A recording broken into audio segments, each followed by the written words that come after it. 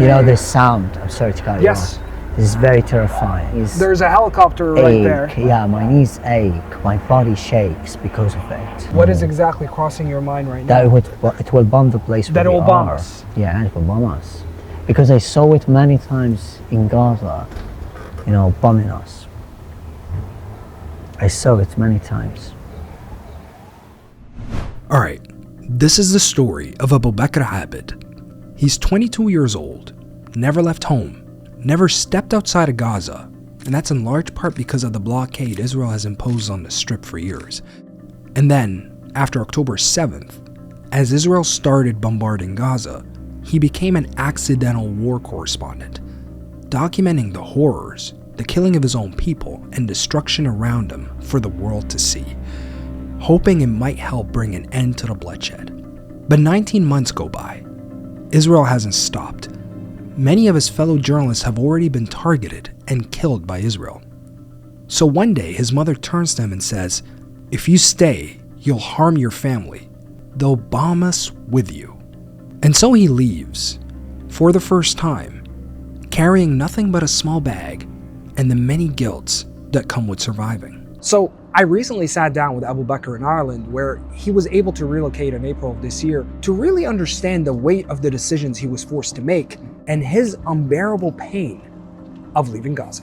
It's a real pleasure to be with you today. Thank you so much for coming on. It's my pleasure as well. Very overwhelming emotions. You know, we're walking to a cafe here in central Dublin, Yeah. but before we even get there and before we sit down for drinks, the fact that we are in Dublin, you just left Gaza just a few days ago. 3 weeks ago. 3 weeks ago.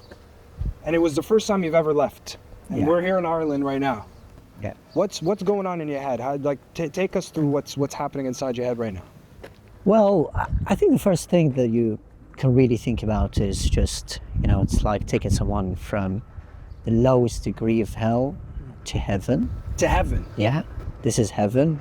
I never imagined in my life, even when I was watching, you know, movies, documentaries on probably social media or on the TV, I didn't imagine that Europe would be that way.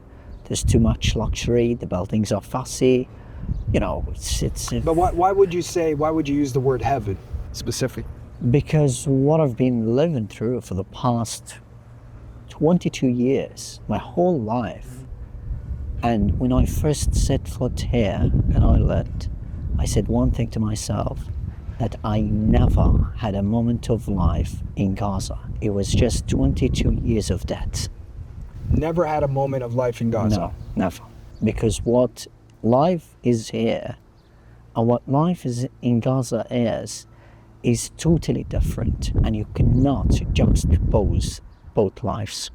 We're gonna stop at a nearby cafe here for just a few drinks. Yeah. But before I do that, just if I can ask you this quickly, 3 weeks. What's one takeaway from Ireland? Your first impression of Ireland?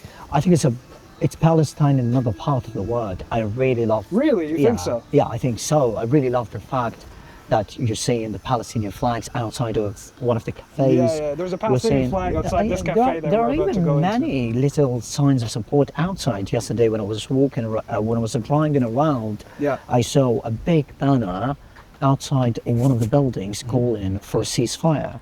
So you're seeing that there is a community that takes care of you in some way, and that there are people who are still thinking about you all the time. That gives you hope to continue to endure, to continue to believe in a world that is filled with corruption and injustice. Perfect. And you know what? There's so much that we're going to speak about right now. There are so many Sure. stories that you have to share. But let's grab something to drink. How about that? Okay. Okay, let's go.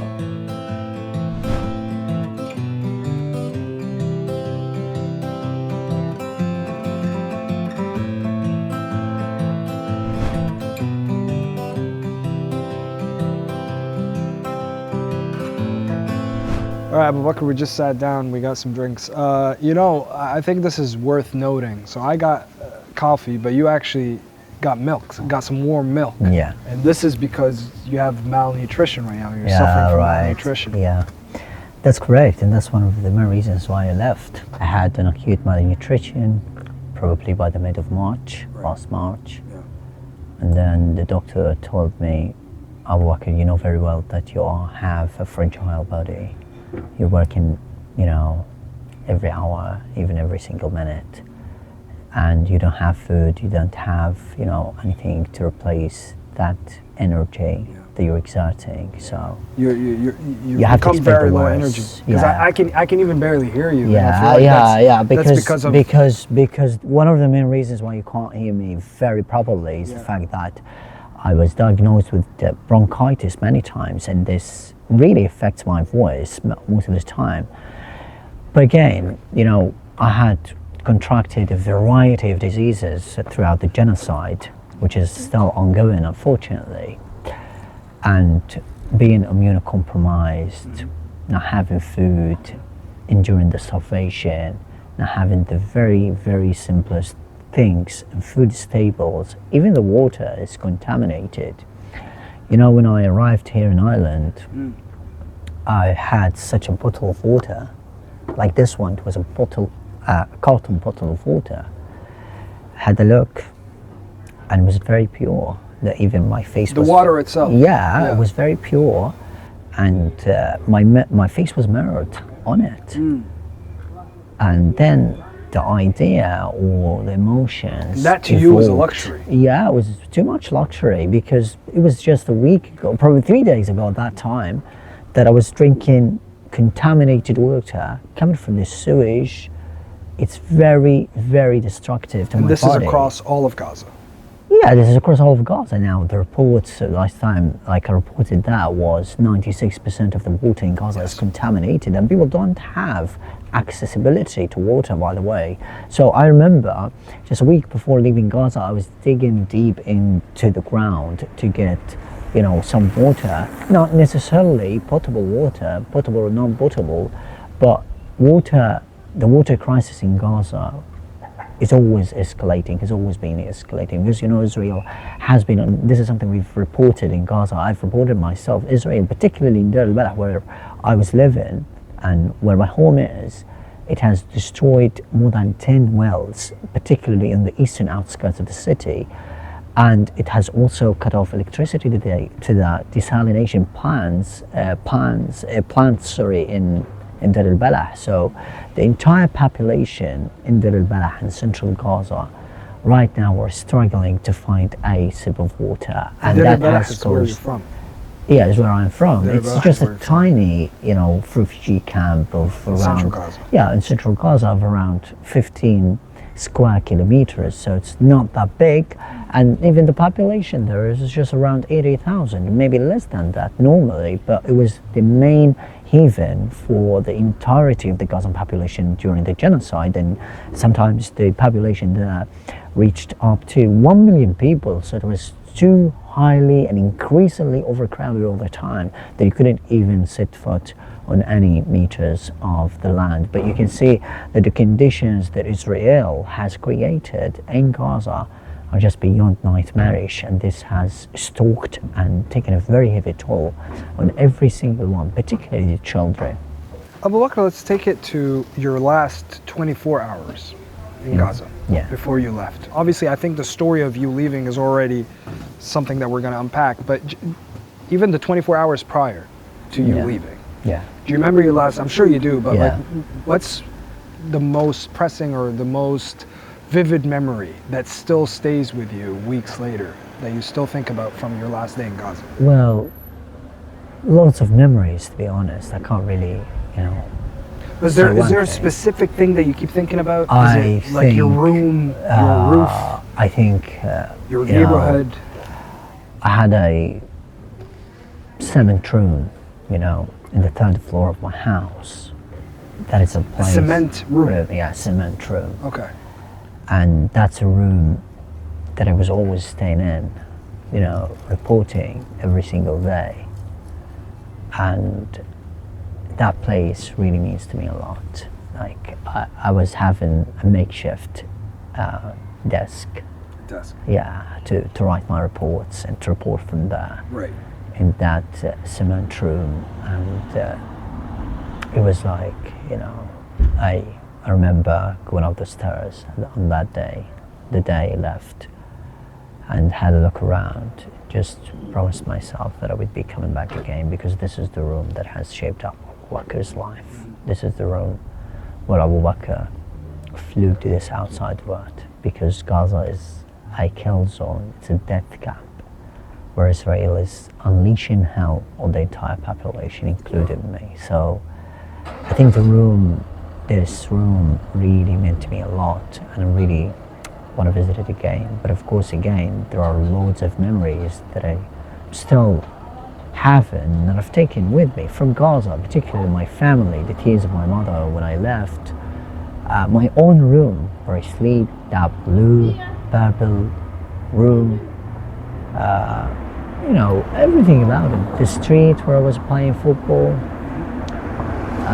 the moments that I had with my nephews and nieces, with the children outside playing marbles and football with them on the streets.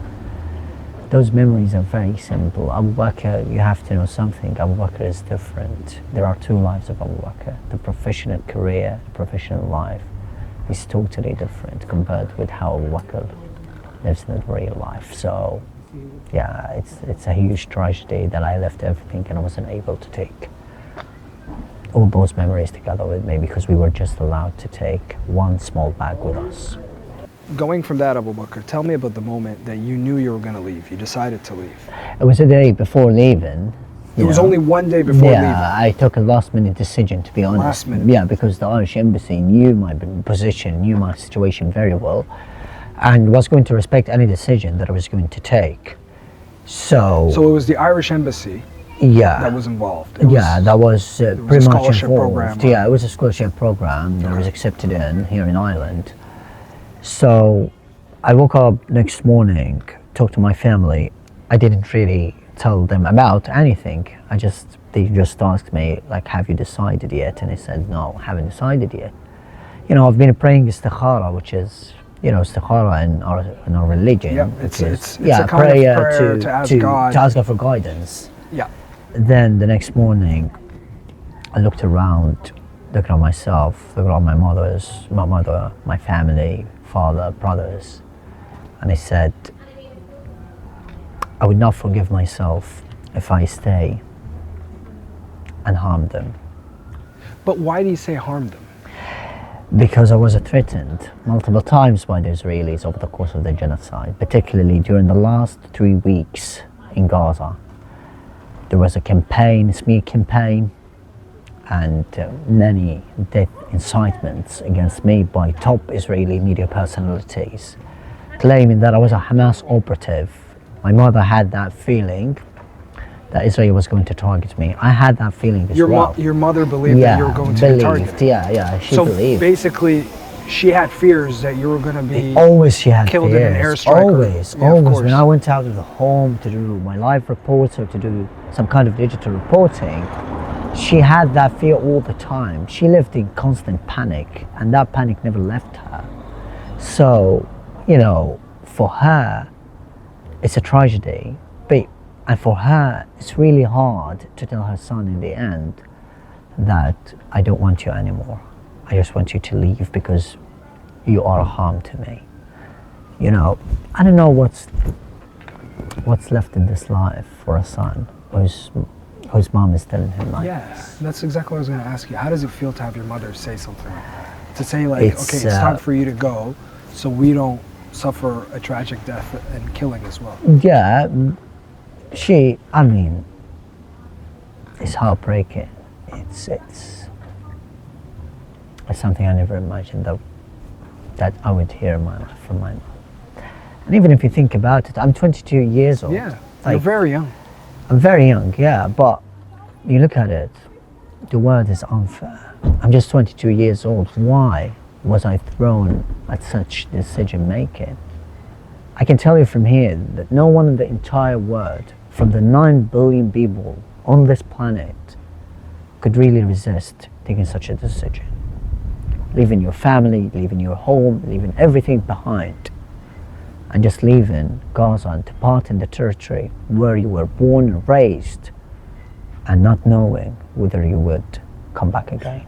And we're speaking also, again, just to put it all into context, we're speaking at a time when since October 2023 till now, over 200, and I think it's 212, at least 212 journalists have been killed in Gaza, Yeah. Palestinian journalists. So it is A disaster. it becomes, I think it becomes clearer why your mother had that fear, because journalists are targeted at the end of the Yeah. day. There was a journalist that was just killed, I think 2 days ago.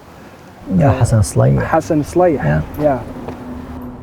You know, Israel has been systematically, since the outset of Israel's genocide, killing those journalists, targeting them deliberately in their workplaces, in their homes, while reporting everywhere.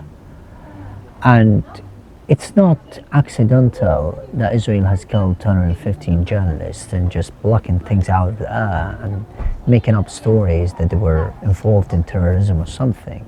Because Israel knows that this is a weapon, and knows that the journalists are a threat to her and to her status.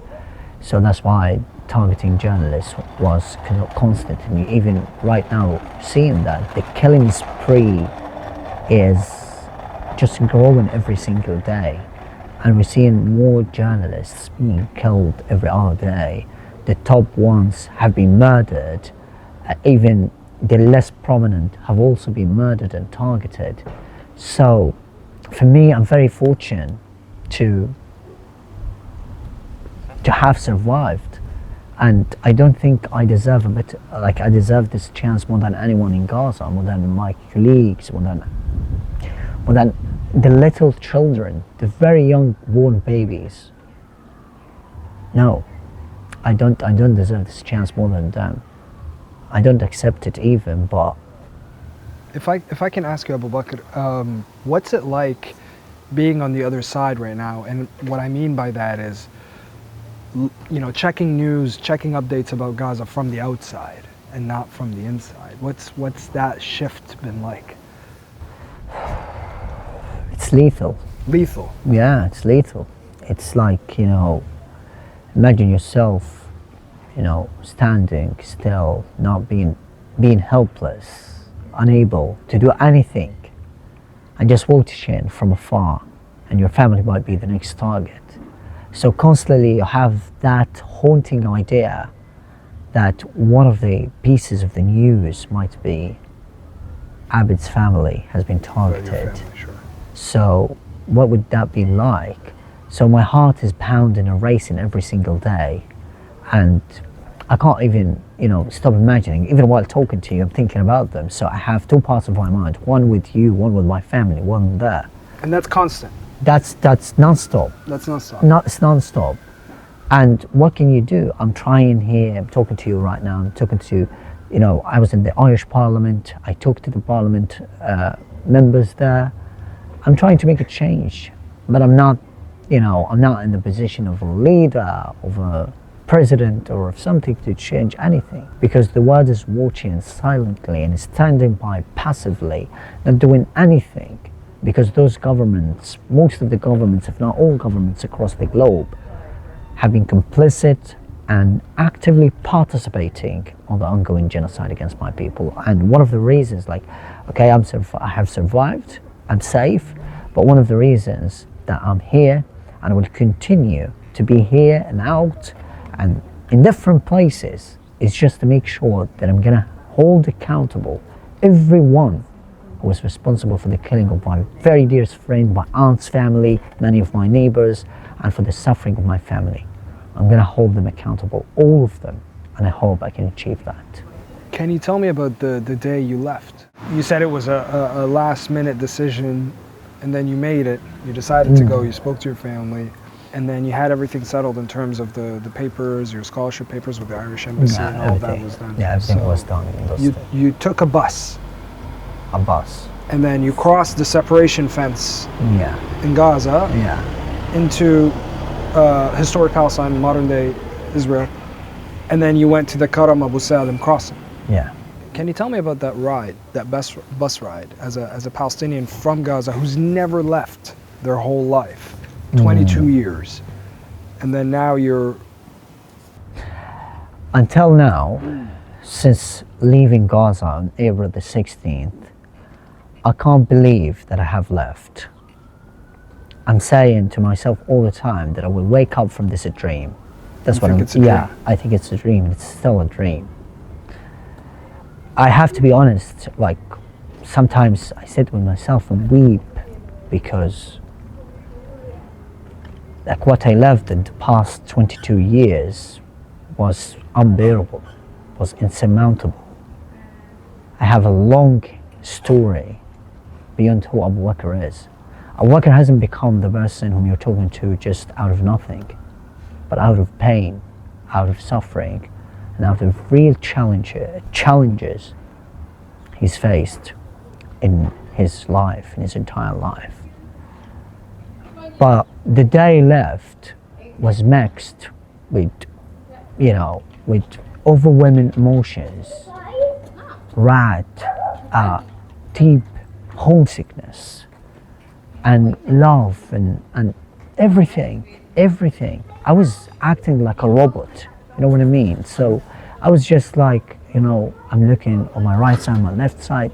It was unimaginable to go through. Then when we approached Rafah, the southernmost part of the strip, which is under the full control of the Israeli military. So you're still basically going through a war zone, yeah, which is Gaza. Gaza. Yeah, it's a genocide zone, I would say. I wouldn't say it's a war zone. Sure. Then, and it's your home. And it's my home. Then I knew that I was going to see right now for the very first time in my life Israeli soldiers. So there's a high sense of apprehension. Have you ever seen an Israeli soldier before this point? No, You've never seen an Israeli soldier before but this I've point? seen their warplanes, I've seen their drones, everything. But I haven't seen their tanks, their, you know, the soldiers themselves. You've never come that close. Yeah. Their brigades, for example. And then I was on the bus, and the driver was taking orders directly from the Israeli soldiers standing by or stationed everywhere across the southernmost part of the strip, which is Rafah, which has been, of course, obliterated, totally obliterated. I reported from that area.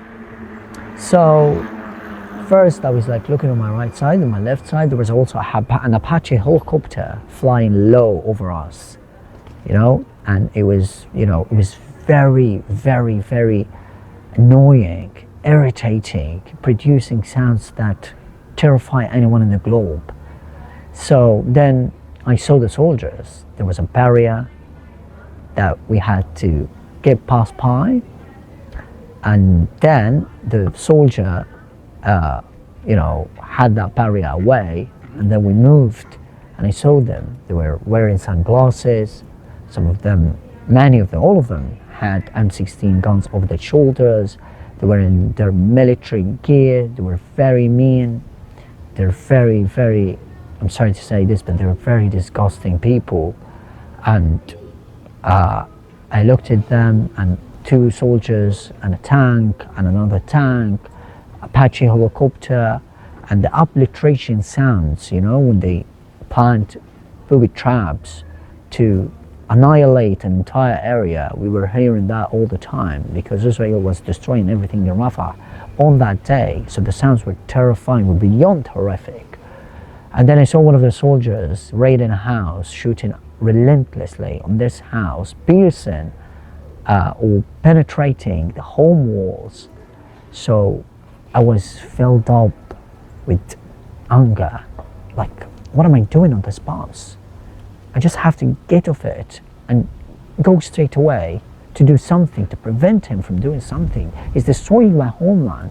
You know, to feel helpless and to see this experience that they are controlling even your movement from and within your own homeland, that feeling is terrible. It's devastating. It's the utter peak of devastation.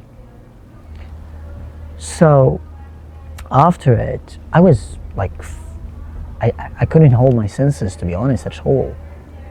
And I was praying for God, like, well, protect us. I was also afraid because they would harm us many times in the past. This is after you crossed? After you yeah, before and after. Before and after. Because in the past, you know, they've bombed many times the international humanitarian convoys, the other medical delegations that came into Gaza.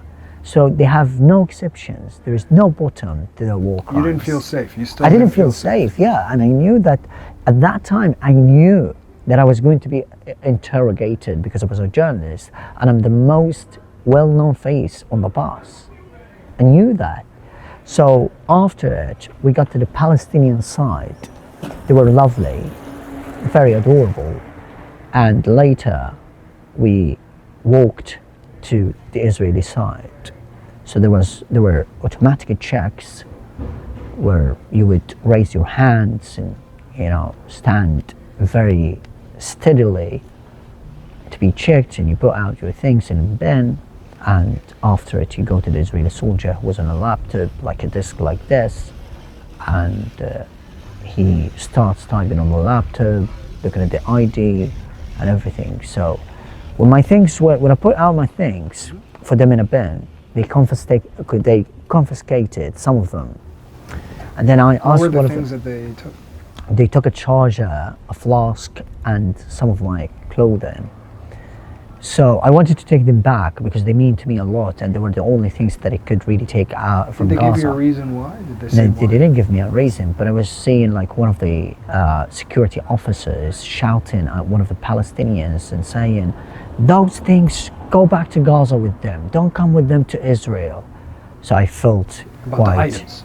yeah, about the items. So I felt quite terrified, and I said I wouldn't really, fight with them over some specific things. The main thing or the priority here is that I left and I got past them, but I didn't know that there was going to be an Israeli officer to check my ID and interrogate me. So after that, I walked towards him. I was literally shaking. I was shivering with fear. And I approached him. I handed over my ID to him. He looked at it. He typed something on the laptop. He had a call. I was just getting, my heart was racing very rapidly, very, very, I was terrified. And then he had another look at the ID, and my group was waiting on the benches, on the seats, and then he ordered them before telling me to stay. He had a wristband with a number, and he had it over my hand. And then he ordered my group to leave to the other side of the Jerusalem crossing to get on the bus, the Arshim's bus. But I told him, this is my group, should I join them? He said no. I asked again. He quite raised his voice and said, no, stay here. And I stayed. So I felt something was going to happen, and I felt that was This is still when you were inside Gaza? Yeah. And this is just, I felt that moment was going to be the time or the moment of my detention. So I was very afraid, but after 15 minutes he told me, you can leave, you can go to the Irish Embassy Pass. And this is exactly what I want to get in with you. Now, that journey, being on the bus, leaving Gaza, and traveling all the way to the other side so you can cross into Jordan. What was that trip? What's going in your mind through that moment? Well, I never imagined that I would see occupied Palestine, my homeland, my occupied homeland. I never imagined that. And seeing the beautiful green fields, the Dead Sea, the beaches, the lovely weather, Jericho, the mountains, the salty environments, the shells scattered over the beach, the staggering yellow and red dates and palm trees. It was the best thing that happened in my life. It was the dream that we'd love to have every single day. And from that moment, when I first saw occupied Palestine, I knew and realized why all the world was against Palestine, why Israel has been occupying, subjugating, oppressing us for the past 78 years. And just for context as well, in case whoever's watching doesn't know, even prior to what's happening right now, there's been a complete siege on Gaza by Israel, land, air, and see. If you So this remember. is a very Yeah, rare yes, opportunity yeah, for yeah, any Palestinian from yeah, Gaza yes, to yeah. But I told you something maybe at the start of Yeah. this interview, that I never, when I set foot here in Ireland, I said one thing to myself, that I didn't have a single moment of life in Gaza. And that can be interpreted as that there was no life in Gaza. It was just a concentration camp where 2 million people are being daily tortured, or were being daily tortured, and they are still being tortured. But this concentration camp has shrunk, and then Israel has turned it into half of this concentration camp, where the killings, the mass killings, bombings, are happening very, very, very massively, unprecedentedly. And then you got into Jordan, and then from Jordan you got to Istanbul, yeah. And from it was a Istanbul you layover. came here. Yeah. But one more thing on what you were saying. You know this sound, I'm sorry to cut you Yes. off. This is very terrifying. Now my So knees there's a helicopter right ache. there Yeah, my knees ache. My body shakes because of it. because of you're hearing Yeah, the sounds of a yeah, helicopter right now. Yeah, and even can't. It's very terrifying. It's very terrifying, very traumatizing. I mean, I obviously we know what it reminds you of, but what is exactly crossing your mind right now? It will bomb the place where That it we will bomb are. us. Yeah, it will bomb us. Because I saw it many times in Gaza, you know, bombing us.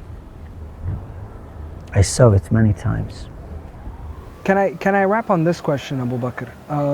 Because of what you just said. You know, being in Gaza and seeing everything that's been happening and the destruction and the killings, obviously the sound of drones is constant. It doesn't stop. Yeah. So now that you've removed yourself from that environment and now you're in this environment where there's barely any sound in the sky, or maybe every now and then you'll hear a plane or a helicopter, but there's no drones, there's no buzzing. It's calm. What is that? How does that strike you? How does that land on you? It's very beautiful, to be honest. I love it, but again, I still, you know, I told you the images that I hold were countless. It's very hard to have that moment of safety, that moment of, you know, comfort. It's very distressing. It's still very distressing. So you need time, and I'm sorry, probably it's just unsolvable. That this trauma will stay with you until your last breath. So I'm happy that I'm in a different environment. I'm trying to catch up with life here, but believe me, it's just impossible. It's unfeasible. It's something that I can't do at all. Are you even able to get used to something like this? I know it's only been 3 weeks. It's impossible. It's impossible. No, it's impossible. I'm not getting used to anything. I'm trying. I saw you, all of you were laughing.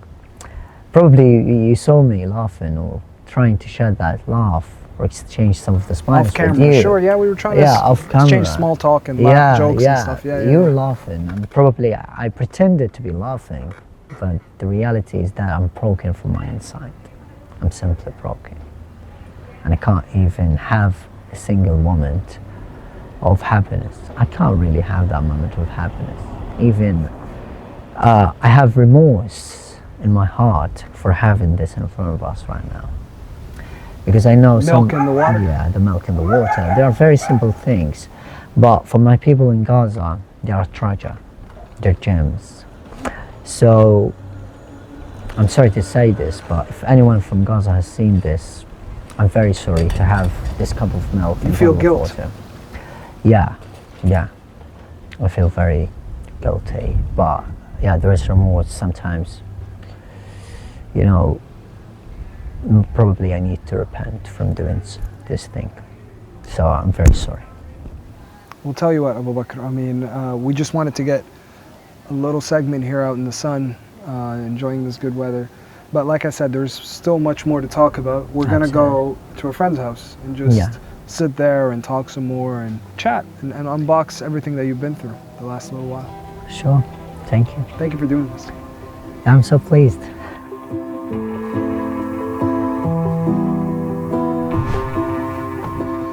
Right.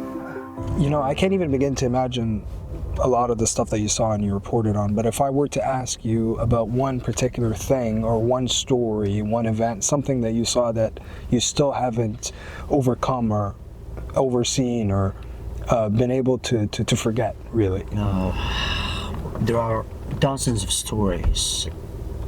I can't tell you a specific one, but I think if I would say something, one story that I can't really forget about is the immolation of Shaban Dalam, that young 20 years old, that man who was immolated, burned alive in the courtyard of Oxford's hospital.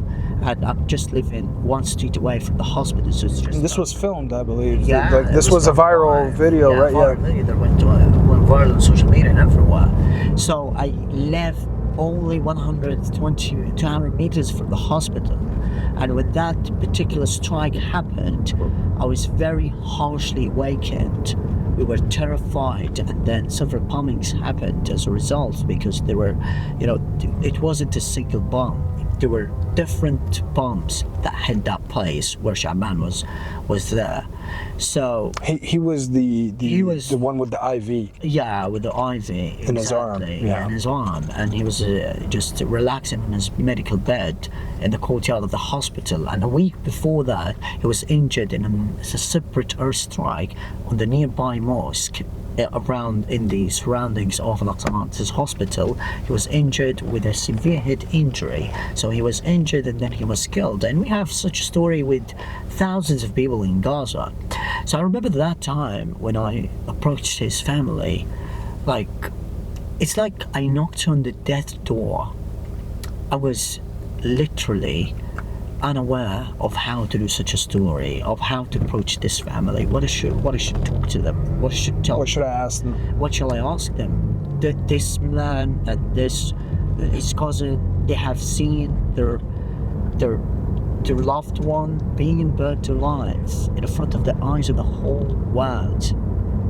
They got him out as a very charred, burnt, non-intact corpse, just piles of ashes.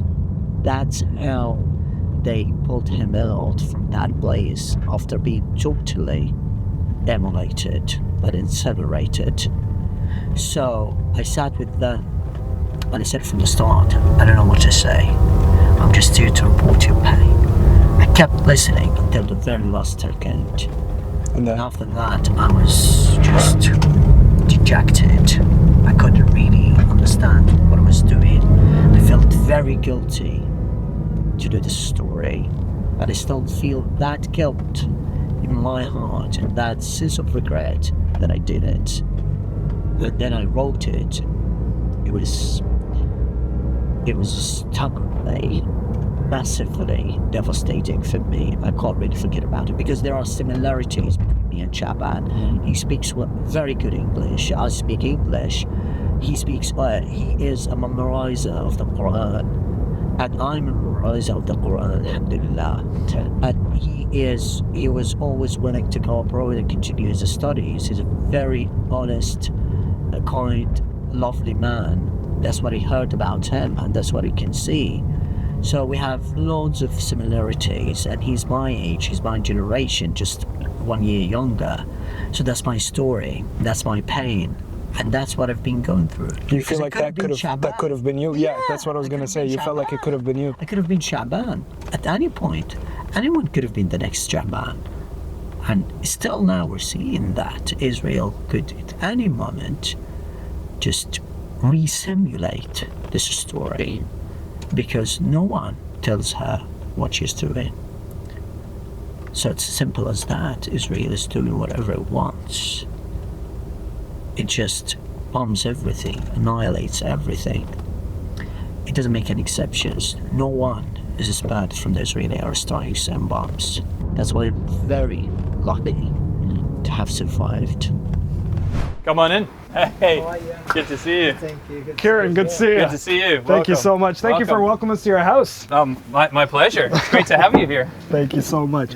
All right, so this is something I really want to understand here. So What's the story? So you came 3 weeks ago, as we've been discussing this whole interview, and you've already made a friend like Kieran, who's invited us to his house to continue filming the interview. But can I go to the actual story of how you two met, or how did you interact with Abubaker when he was in Gaza?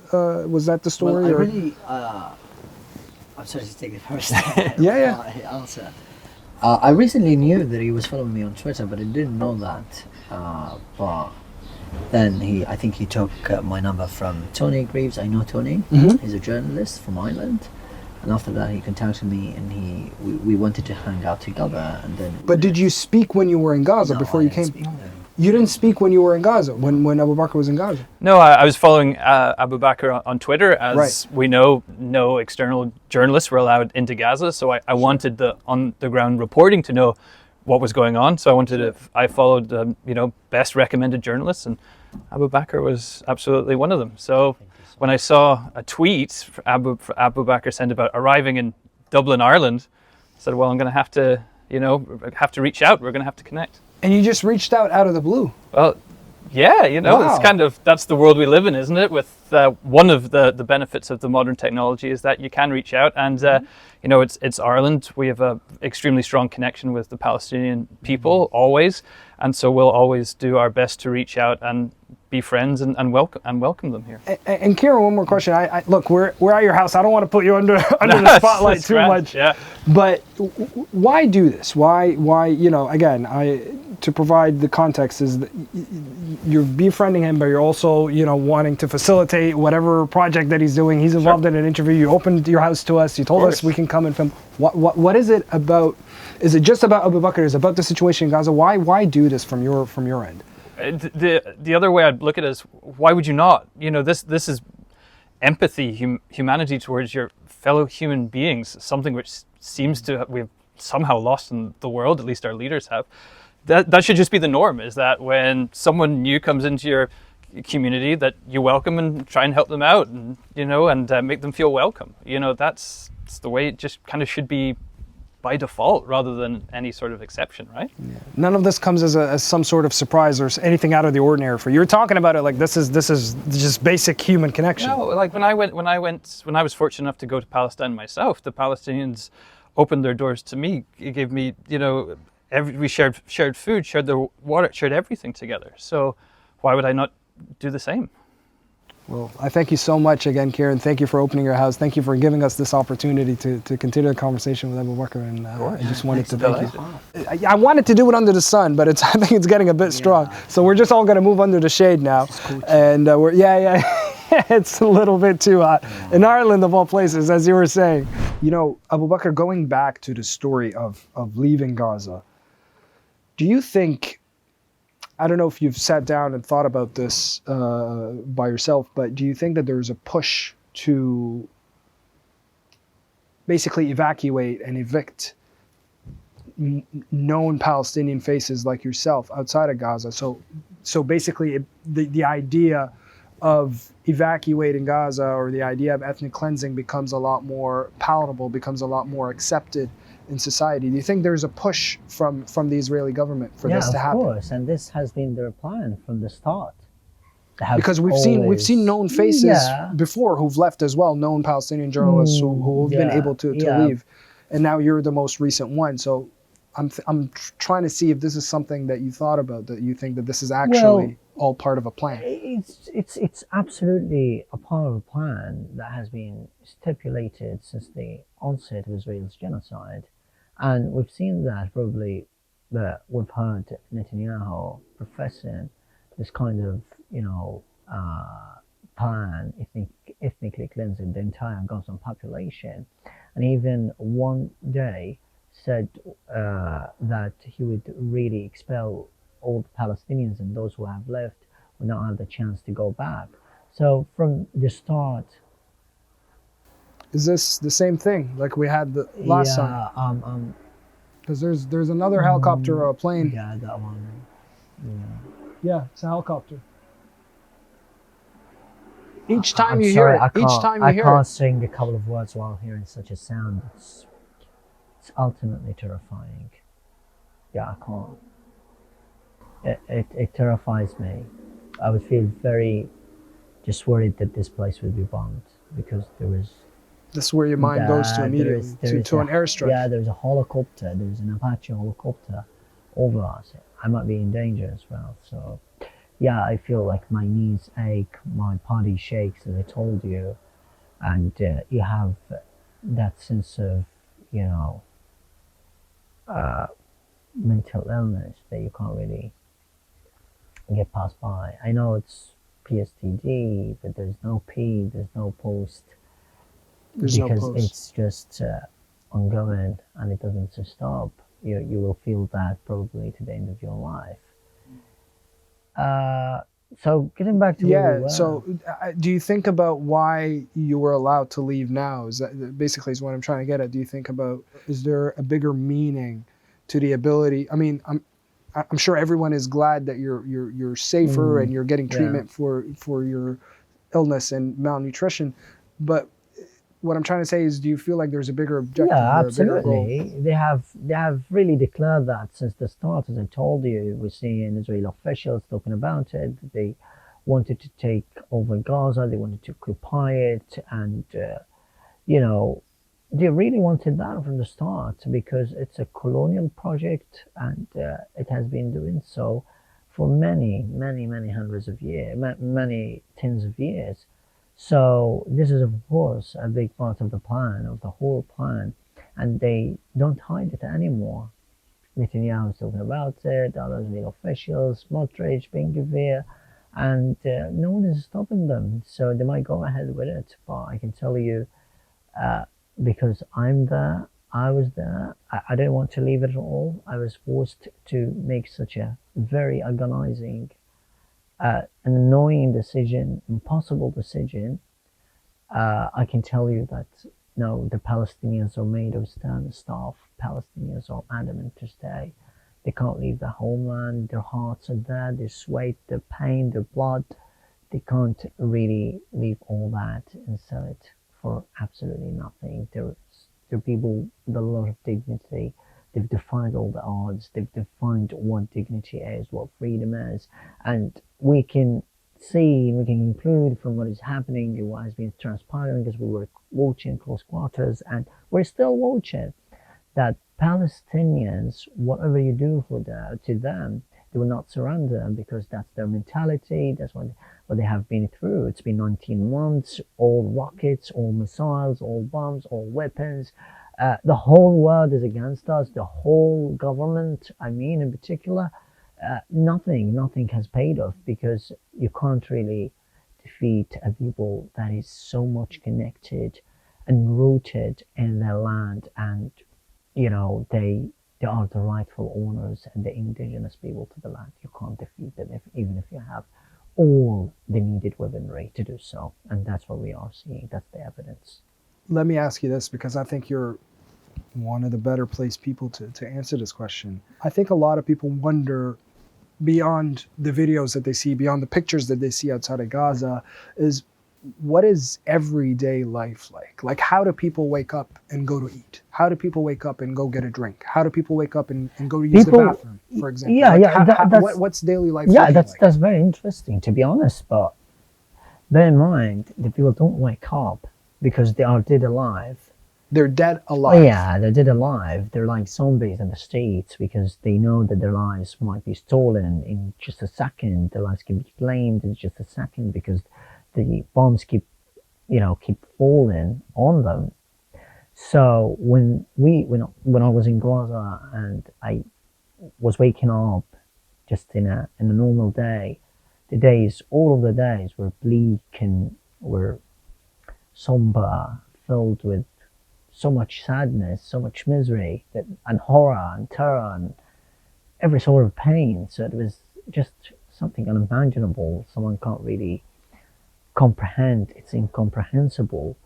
And again, you wake up, you want to know like what to do. An airstrike might interrupt your day. After that, you want to see what you want to eat. You don't have anything, just probably Where would you a can even of go? your beans. Is there a Well, you probably can go to one of the nearby places, the makeshift stores that are dotting every street. like a stall? Yeah, like a store, makeshift stores that are dotting the streets, and you go, you ask for anything, a can of beans, a can of meat, which is specified for pets, and that's an experience. Pet food. Yeah, pet food. That's an experience that I had. So You had to eat pet food. yeah, I had to eat pet food multiple times during my time in Gaza. So afterwards, you don't have any choices. You just, and it's not cheap.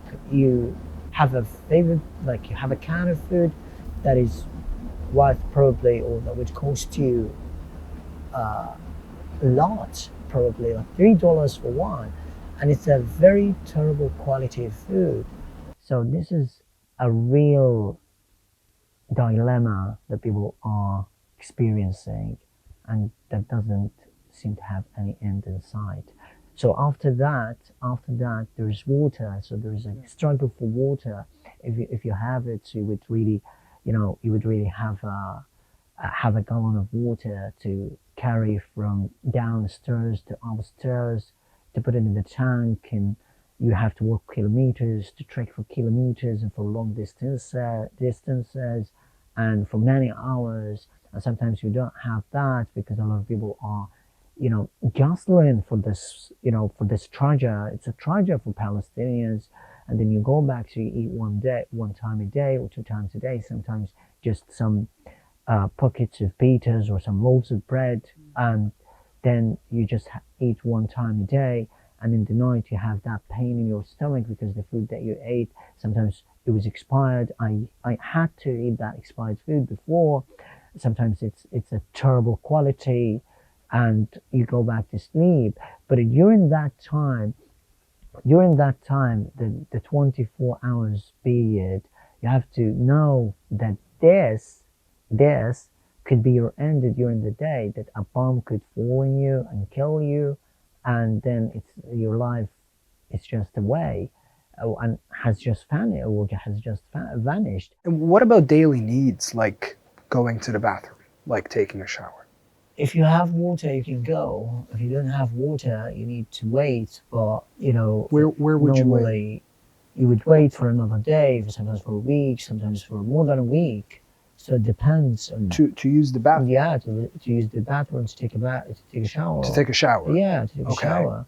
To use the bathroom, sometimes you can, in the displacement camps, it's really impossible, I can say, in displacement camps, because I've been talking to people from there when I was reporting.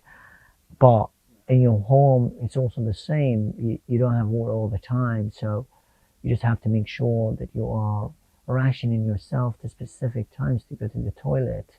So you don't have that option all the time, and you have to ration yourself to specific amounts of food. So it's the same, way of thinking, because you're trying to save your life. You're trying to survive with almost nothing. So that's why I'm telling you that we were dead alive, and people are still dead alive, and they don't have that means, or, the ways to resist the harsh reality of living inside Gaza. Abubaker, as we're sitting here in Ireland, and I'm sure this is a reality that you keep, as we talked about numerous times in this interview, that you keep questioning yourself over the fact that you're here. What's next for you? We spoke about the last 3 weeks, but what's in the coming future? Well, the first thing that I'm right now focusing on is to help my people from afar, and to talk about it more, to talk about the struggles, to talk about my experiences, because I'm someone who's almost lived it all. So I know what it means to be in Gaza. I know what it means to be starved, to be unable to bear the freezing temperatures and the low pressure fronts, and to go around and survive Israeli attacks, because I survived multiple Israeli airstrikes. I could have been killed in any of them, and one of them was just probably almost 10 days before departing the Strip.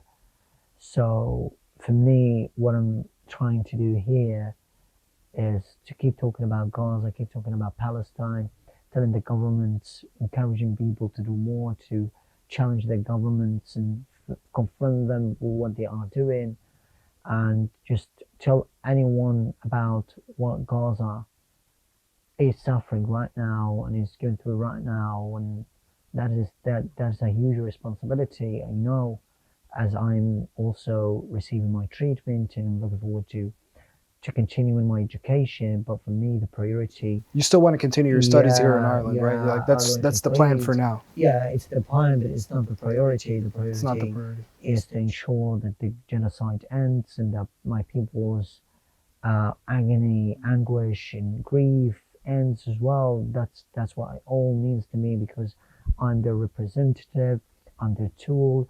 They believe in me to change the world, to talk to the governments, to convince and persuade people to make that a change, because people can make that a change. We can make that a change, and we can continue talking about that, because as probably Kieran said, that we are fellow human beings, and that's the responsibility of every human being. And Gaza is the test.